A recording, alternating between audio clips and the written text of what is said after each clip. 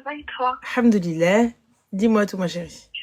Je commence par un mabrouk pour ton Allah mariage. ybarak fik. Merci beaucoup. Et je voulais, en fait, je t'appelle, je suis Dis-moi. à chaud, du coup, je suis pas bien. Je suis Dis-moi. désolée. En gros, je t'appelle parce que moi, j'ai 25 ans. Et D'accord. j'étais avec un garçon pendant un certain nombre, enfin, pendant un an quasiment. On D'accord. devait se marier, etc. Enfin, ce qui était prévu, pardon, c'était qu'il en parle à sa famille, que j'en parle à ma famille, etc. Sauf que moi, j'ai dit, tant que tu n'as pas parlé avec ta famille, moi, je parlerai pas avec la mienne. Je pars de ce principe-là. La base, de toute Et façon, oui. voilà. Et du coup, quand il est parti parler avec sa famille, en gros, moi, je l'ai connu à travers son frère. D'accord. Parce que j'étais amie avec son frère. Quand il est parti parler avec sa famille, son frère, il a appris, enfin, il le savait déjà qu'on était ensemble, mais il a appris que du coup, c'était sérieux, etc. Il l'a mal pris de ce que j'ai compris, et il a mal parlé de moi à la famille. D'accord, Il a donc. très mal parlé de moi.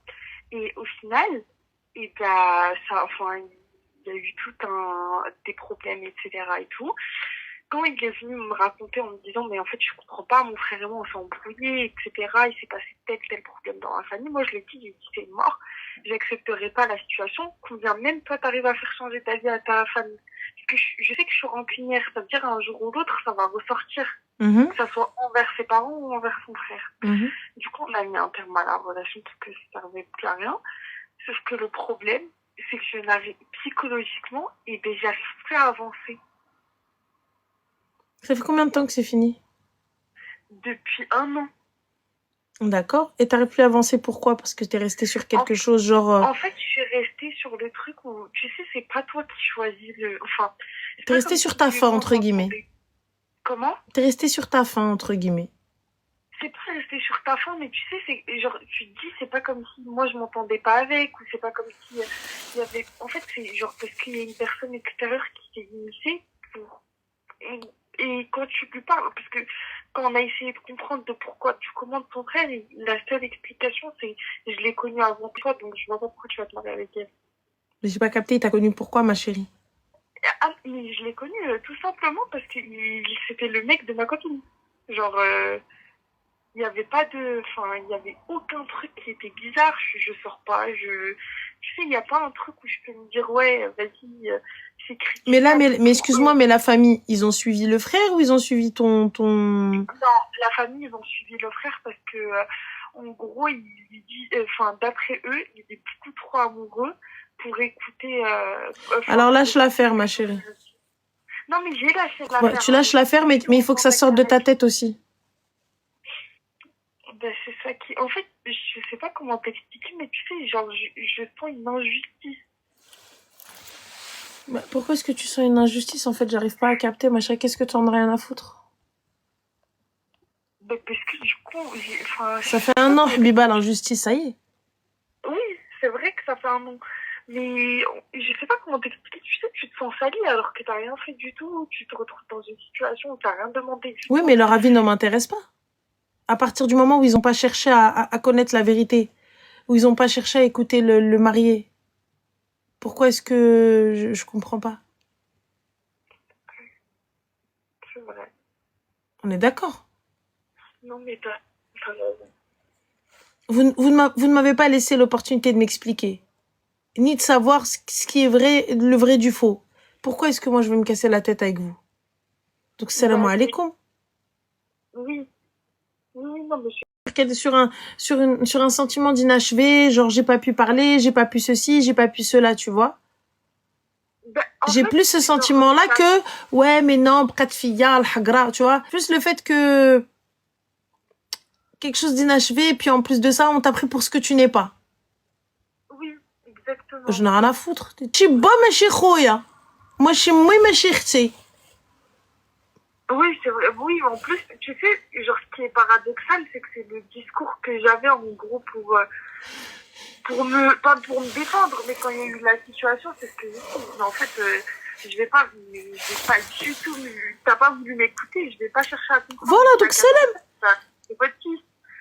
Mais le truc, c'est que j'ai l'impression que sur le moment, en fait, tu sais, j'ai comme, sur l'instant, arrêté, et ben je suis vite passée à autre chose dans le sens où ah bah vas-y, ça s'est pas fait, bah c'est comme ça, et pas autrement. De toute façon, alors j'essaye de faire court. J'ai eu une copine il y a peu de temps, enfin on est resté bien 1 an et demi ensemble. Vous êtes resté quoi? J'ai eu une copine, enfin maintenant ex, mais on va dire que c'est ce qui s'est passé de notre rupture qui me fait beaucoup angoisser, mais mon intention n'a jamais été mauvaise. J'essaie de faire court. Je l'ai rencontré il y a à peu près 1 an et demi, on a été ensemble. Mais tout se passait bien. Franchement, et en plus, on va dire, malheureusement, je suis quelqu'un qui est addict à des consommations. Et les premières fois, j'ai vraiment changé, mais je me reconnaissais tellement pas, mais en bien. Et j'avais réussi, par exemple, à diminuer, mais vraiment, j'avais une façon de penser tellement, tellement différente. Et je me suis à moitié accrochée à ce que j'ai eu au début. Mais on va dire, plus notre relation avançait, mais on va dire que ça s'est dégradé. Mais j'ai une part de responsabilité que je pense que j'ai été beaucoup toxique. Mais il y a des comportements où en fait j'avais besoin d'elle. Et je suis malheureusement pas tombée sur des bonnes relations. Pardon, excuse-moi ma chérie, là je t'ai pas entendu. T'avais besoin de quoi? Dans d'anciennes relations, j'ai jamais été dans des bonnes relations. J'ai souvent mis à l'écart ou oublié ou s'en foutait un peu de mon avis. D'accord. Et, avec elle, j'arrivais à trouver cet équilibre, mais ça s'est dégradé au fil du temps. C'est vrai que elle me reprochait beaucoup de choses, on va dire à la fin de notre relation. Elle me reprochait par exemple qu'il fallait que j'avance sur moi-même, et moi-même déjà qui était très compliqué dû à mon passé, j'ai, on va dire, appris à vivre bizarrement à 20 ans. Là j'en ai 20. Donc j'ai pas de l'école et elle me disait faut que tu tapes un fait. Faut quoi? Tu prends sur toi, enfin je disais mais enfin je suis déjà bien avec toi, enfin elle me mettait souvent la pression que j'étais pas bien alors que ça allait, enfin ça commençait, j'étais plus comme avant. Et elle me mettait une pression de responsabilité que déjà moi, enfin, de ce que j'avais fait par rapport à avant, j'étais très fière. Mais elle par contre, elle ne faisait pas. Par exemple, le loyer, elle travaillait pas. Elle entretenait quand même la maison et on a des Là tu parles de l'ami qui vivait avec toi? Oui, mon ex. C'est ça. D'accord. Et il y a eu un jour, bon, ça va maintenant, c'est passé, et elle m'a redit ça et mon cerveau a brillé, j'ai failli sauter par la fenêtre. D'accord. Elle m'a rattrapée, mais en attendant les pompiers, j'ai voulu partir, elle m'a dégommé la gueule. Et de base, j'ai eu un passé d'une maman qui a été pendant 15 ans battue. Je suis quelqu'un normalement qui ne supporte même pas une simple gifle. Et je ne sais pourquoi je suis quand même restée. Je suis revenue quand même. Et on va dire 1 semaine après, elle m'a quittée en me disant que je l'aurais vu. Mais là, du coup, ma chérie, quelle est la question? Ben, j'ai essayé, en fait, moi, je suis vraiment dans la situation. Est-ce que c'est moi qui a été un problème? Est-ce qu'il faudrait que j'aille voir quelqu'un? Mais jamais, j'ai voulu lui faire du mal ou des choses comme ça. J'ai essayé d'avancer comme je pouvais, mais elle m'enfonçait même. Elle m'enfonçait beaucoup, quoi. Est-ce que tu penses que tu n'as pas été suivie, tu n'as pas été voir un psy ou quoi que ce soit? Non, jamais. Mais de ce qu'elle m'a accusé, je ne sais pas si, parce que j'essaie de l'expliquer rapidement. Je suis quelqu'un qui aime bien, on avait un accord entre nous deux de avoir un rapport assez régulier.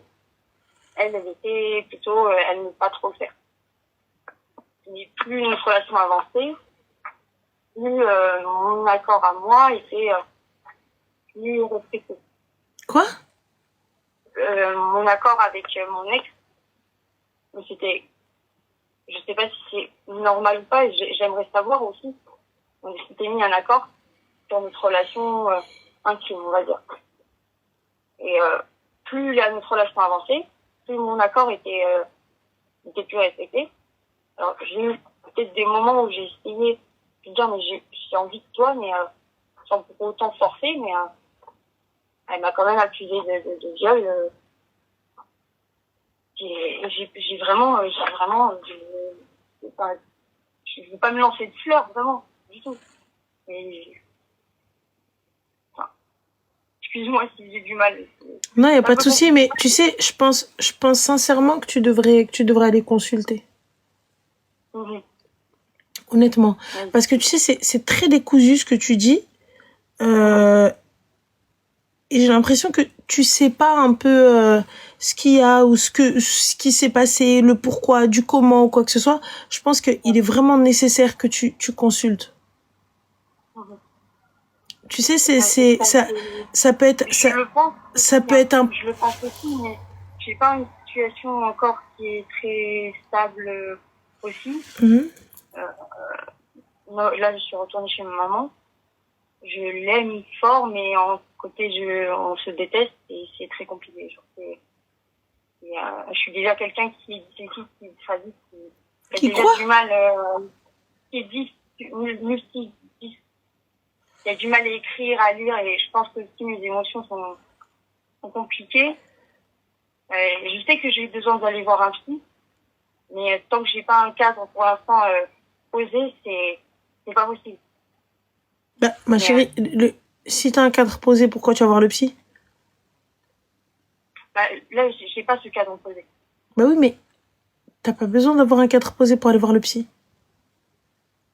Bah, justement, il t'aide à poser ce cadre-là, ma chérie.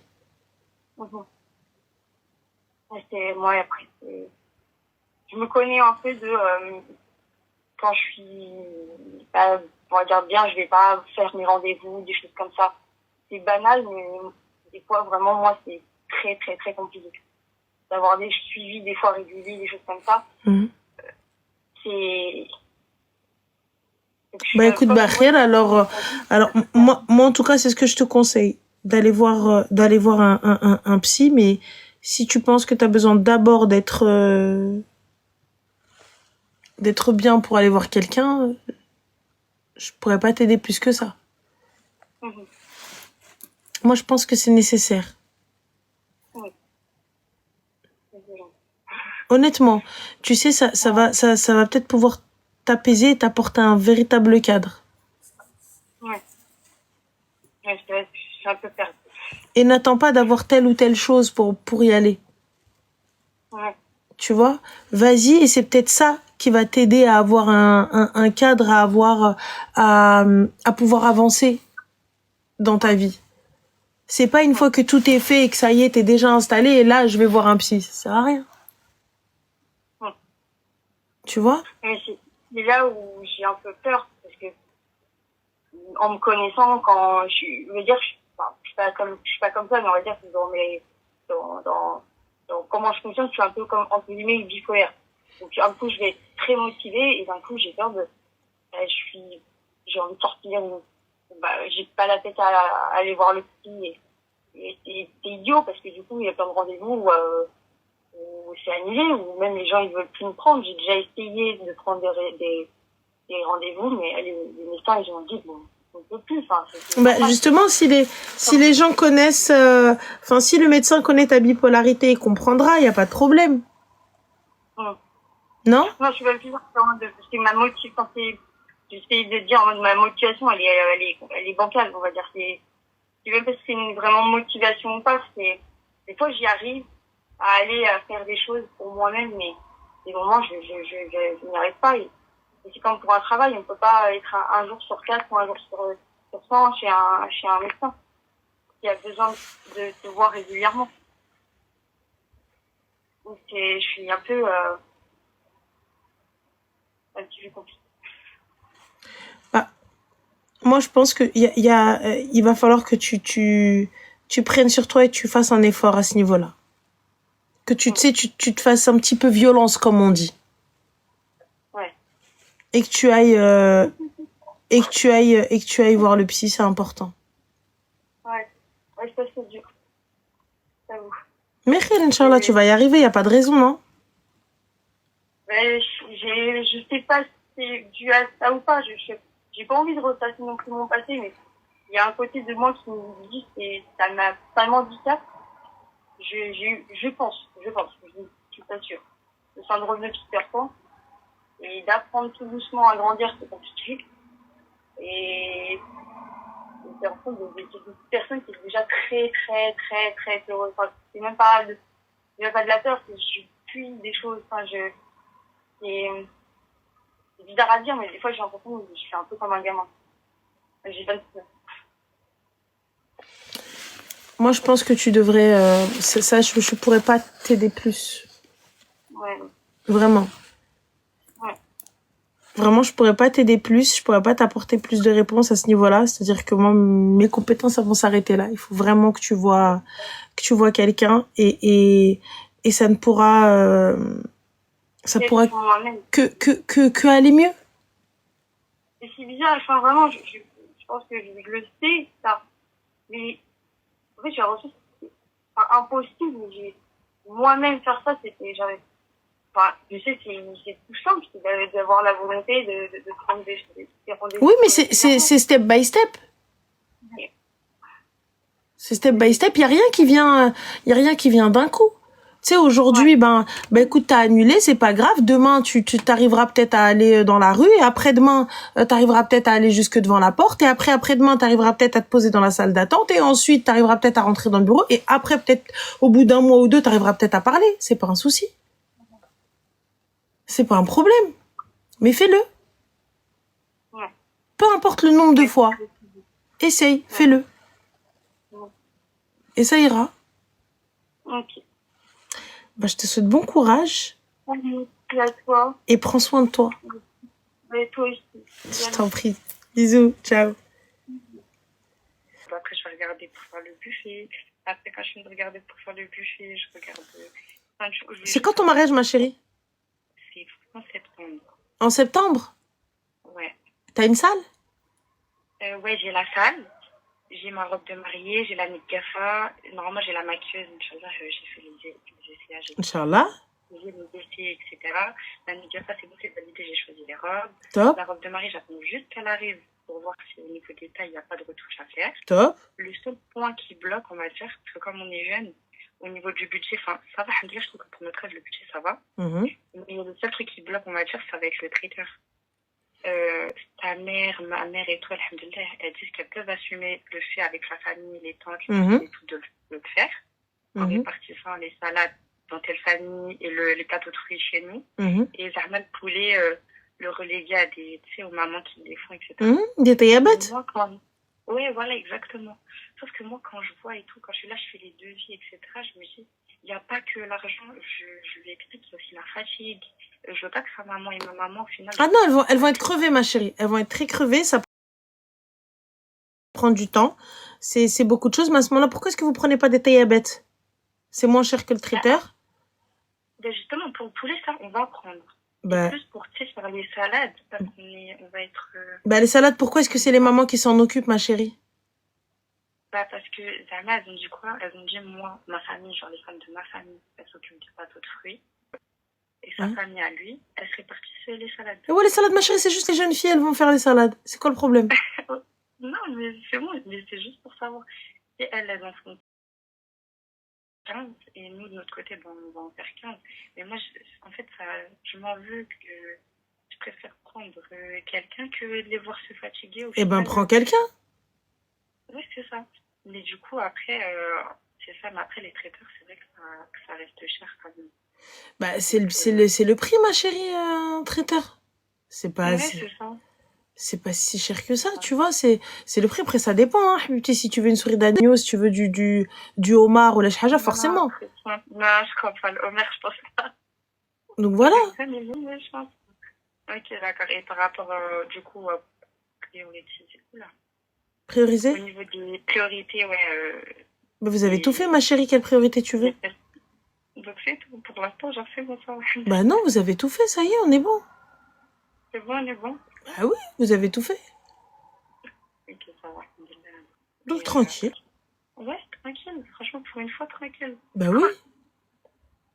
Ça va. Alhamdoulilah, alors. Bah voilà. Bah, écoute, je pense que c'est... Merci beaucoup. Mais je t'en prie, ma chérie, prends soin de toi. Donc, pour toi aussi, Allah frère. يبارك فيك, c'est gentil. Salam Azine.